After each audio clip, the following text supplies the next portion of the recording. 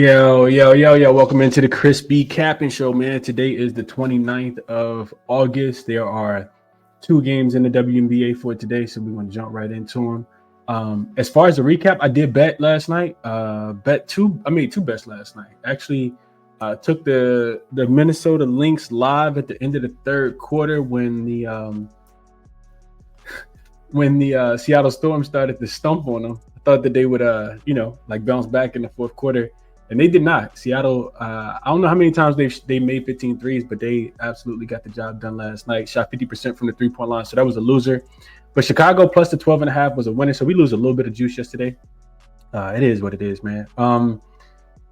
Chicago almost won that game outright yesterday, but Minnesota could not get the job done, even in the fourth quarter. It's going to be interesting to see how they bounce back against Connecticut. So that's my recap. As far as Jackson for yesterday, Jackson actually had a really strong day. Jackson went 2-0. Sonia Citron under her 3.5 assists was a winner, and Silk Sutton under her 8.5 points was also 9.5, 8.5, whatever that number was under 2. I think she finished with the game with 2 points.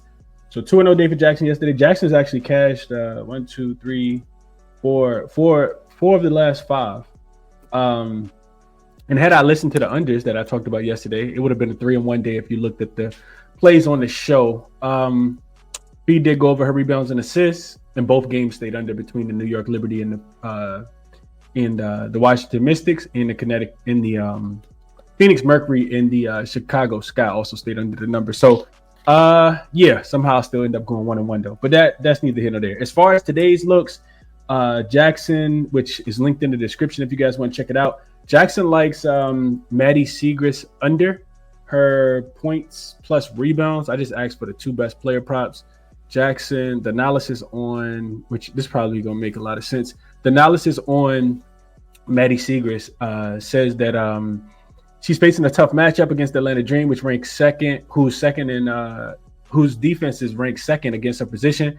Her recent performance trends strongly support the under on her combined points plus rebounds. So the number's 22.5. So she hit the under 80% of her last 5 games, averaging 20.2 combined points plus rebounds. This trend is even more profound over longer stretches, with the 80% under over her last 10 games, averaging 19.1, and an 85% hit rate to her 85% rate over her last 20 games, averaging just 16.9. For the entire season, she's gone under the line in an impressive 85.7% of her games, averaging just 16.7 points plus rebounds combined. Furthermore, this year's Dream Team, she did go under in the only game that she played. She finished with 21 combined points plus rebounds. So take the under on Maddie Siegrist. The line is inflated because they had so many players on the injury report. So I could see potentially fading Maddie Siegrist in this spot though. I think we'll talk about the game in a second. But next one up, it comes in the next game, which is Dearica Hamby over her 9.5 rebounds and assists. The analysis here says that she's been consistently exceeding her combined assist and rebound line, making it over a strong play. In her matchup against the Indiana Fever, she hit the over 100% of her last 5 games, averaging 11.4 combined rebounds and assists. Her strong performance extends to 70% over her last 10 games and 73% over her last 15 games. For the season, she's over in 72.22% of her games, averaging 11.08. So Jackson thinks that there may be a little bit of meat left on the bone here. This season, when she's played against the Indiana Fever, she's hit the over. This season at home, when she's played, she's hit the over in 72.22% of her games as well, averaging 10.7. While the Indiana Fever's defense against her position ranks 5th, Hamby has shown the ability to perform well against them, hitting the over 66% of her games this season, averaging 9.67, and an impressive 100% last season, averaging 15.33. Her recent form and historical performance against the Fever, despite their strong defense, indicate a high probability of her hitting the over again. And I don't even think the defense is that good, honestly. And we'll talk a little bit more about that as well. So let's jump into it for August the 29th. So this Fever and Dream line is at 14.5 at about 7:45 when I'm recording this video Eastern Standard Time. And this line opened at I saw 11.5, and it quickly got bet up yesterday when the injury report came out. So we go over and look at the injury report. Dallas is going to be super shorthanded. There's no Rike Gumbawale, who's missed the last handful of games. Geisel Schroeder is out. Haley Jones is game time decision. I think she's more listed as doubtful. Same thing for James. She's also listed as doubtful for this matchup. And I mean, the icing on the cake is Paige Beckers, right? Officially listed as questionable with an illness.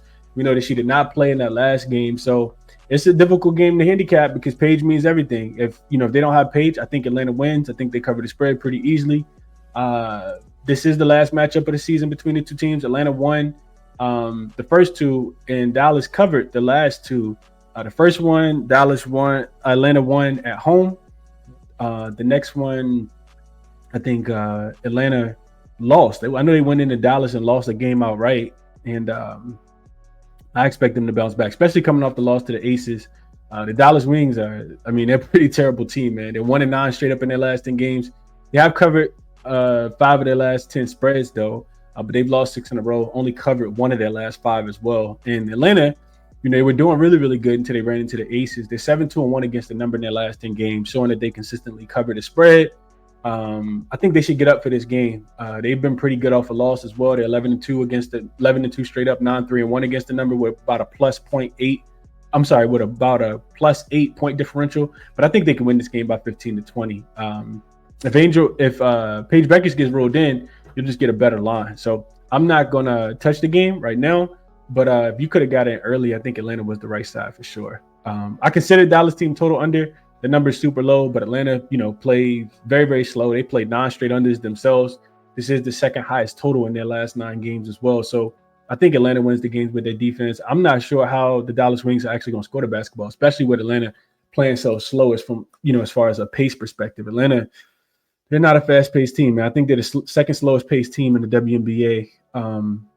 Second slowest paced team on the full season, second slowest paced team in the last 5 games. They're also number 1 in the points allowed for their opponent. For the last 5 games, they're giving up just 70.6. Last 10 games, they're giving up 72.2. And they're second on the full season, giving up just 77. So their defense has really been locked in. Their offense has really struggled. My thought process is, total is, the Dallas Wings team total is going down a lot. But if Paige Beckers doesn't play, this could be a game where they struggle to get to like 65, in my opinion. So especially with the way Atlanta plays so slow. So that's my thought process. As far as a player prop perspective, on the other side of the ball, on the Atlanta Dream side of the ball, I do want to take you guys over very quickly to something that I was looking at here, which is Ryan Howard. I'm watching the game against the Aces, and Ryan Howard was diamond, man. She you can see in the in this graphic, her assist prop is listed at 4.5. She's averaging right at 4.5 over her last 10 games. But more recently, if we just kind of zoom in on these last 5 games, she went under against Minnesota. Minnesota, one of the better defensive teams in the WNBA, but the other 4 games, she's not only got to 5 assists, she's got to 6 or more. And they run a lot of pick and roll. And if you look at the Dallas Wings defense, they're one of the worst defensive teams in the WNBA, but they also allow the most assists, which you can see right here. I think Ryan Howard's assist prop probably continues to be a good look. It is. You can see the numbers here, about -120 on most books. I think Ryan Howard absolutely gets busy because I can see them potentially trying to throw a double team at her. She's going to continue to facilitate and pass the ball. Atlanta has been struggling offensively. They shouldn't struggle that much to score the basketball in this game. So that's why I'm kind of off the total. We'll see what happens with Paige in or Paige out. I think Ryan Howard assist prop is a pretty good look in this one. So that would be my top player prop. Honestly, probably for the day, at least of the ones that I looked into. That's the one I like the most.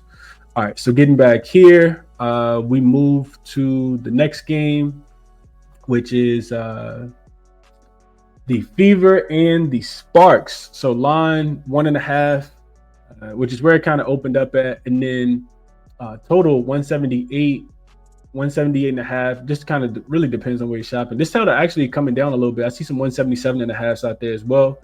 Got to start with the injury report again as well here. So Indiana continues to be shorthanded, but they got some scores, man. Kelsey Mitchell, Odyssey Sims there now, Lexi Hall. We know Leah Boston gets busy down there in the paint. I expect her to do her thing against, Dearica Hamby, who, Sparks don't really have a front line at all. They get smoked. They give up whatever it is that they need to give up to make sure that they lose the game. But then on the opposite side, the Sparks also have Rickea Jackson listed as questionable. That's big because if you've been paying attention, you know how good Rickea Jackson is. She's had so many games where she's hit so many threes. I can't remember exactly the numbers, but Rickea is big for this game. The same way that Paige is big for that last game. I feel like if Rickea hasn't been the leading scorer behind Kelsey Plum, she's been the second leading scorer, at least over their last 6 or 7 games. So that's something to monitor if you're going to play this game. The Sparks have owned this Fever team, and this was when the Fever were actually playing a little bit better this season. They won all 3 matchups. They've covered all 3 spreads. So even though the Sparks, stink, they have done really well against the Fever for whatever reason. If we look at the standings, this game means a lot as well, right? Because we know that the Indiana Fever were kind of free falling. I mean, they're still free falling. They did beat who did they beat? They beat the Seattle Storm at home by 20 as a 4.5-point dog. But if the playoffs were to start right now, the Fever would be in 6 and the Sparks would be on the outside looking in. The Sparks need this game bad. They're 1.5 games behind the Golden State Valkyries. And if the Fever loses this game, then they'll drop to probably about 8th. I don't know who owns the tiebreaker between them and Seattle and Golden State, but just know that the Sparks need this game a lot. And it does kind of feel like a zigzag, right? The Sparks just lost to the Mercury. It's their 3rd straight home game. And the Indiana Fever just got a big win. Like I said, against Seattle, beat them by 20 as a 4.5-point dog. Indiana hasn't been as good on the road. They're 8-11 against the number, only 3-7 against the spread in their last 10 games. I really want to bet the Sparks, man. It's just really, really hard because defensively they stink, man. They really, really stink, and they don't play well at home. They're 7-11 straight up at home, 5-13 against the spread. They've lost 3 of their last 5 games. They've actually failed to cover 5 straight spreads. But I want to be on the Sparks here. I do think that they're the right side. I do think that they have enough firepower. If Rickea Jackson is out there, she's 100%. So I guess that would be my thought process. Would be take the Sparks, man. As far as the total goes, it's really, really difficult for me to look anyway outside of the under. Outside of the over. This will be the so the last 2 matchups finished with 176 between these 2 teams, 176 and 191 in the most 2 recent matchups. Indiana is not playing any kind of defense as of late. They played in 5. The Fever have actually played in 5 straight overs, and if we just look a little deeper, the Fever are 10th in defensive rating over the last 5 games. They are number 1 in points scored, though. They're actually number 1. They're averaging 90.4 points per game, and they're giving up 82, which is about 172. I kind of feel like it goes up and over because I just can't trust the Sparks to get a stop. Like that's what I don't want to do. The Fever recent totals. So they just played the Seattle Storm, 170. They played the Minnesota Lynx, 181. They played the Minnesota Lynx again, 185. They played the Connecticut Sun in overtime, but their game went over before overtime, 192. Then they played the Mystics, 172. So it's really difficult to take the Fever, under, because we know the Sparks only want to try to score 2. Sparks last few games, 176 against the Phoenix Mercury, 161 against the Dallas Wings. I'm not sure how that happened. 181 against the Washington Mystics, 193 against the Dallas Wings, 202 against the New York Liberty, and 185 against Seattle. So, I can't take an under in this spot. It would be over. It'd be Sparks. I think also Indiana can contribute because the Fever, the Sparks don't really slow anybody down either. So I guess over and Sparks if I had to bet this one, but I didn't bet it. All right. So quick recap. Ryan Howard, I do like her over assists. We'll see what happens with Paige, but I think you may have missed the best of the number, but I do think Atlanta can win this game by 20 points. If especially nice little bounce back spot after losing to the Aces. They desperately need to win games, especially after losing to the Aces, because now they're in 3rd. And I think the Sparks can get the job done. I'm hesitant to pull the trigger because I want to see what happens with Rickea Jackson. Same thing with Paige Beckers, but we shall see, man. Best of luck on whatever it is that you guys are betting. Links in the description, as always, for all the resources that I use to handicap the games, the plays that I make.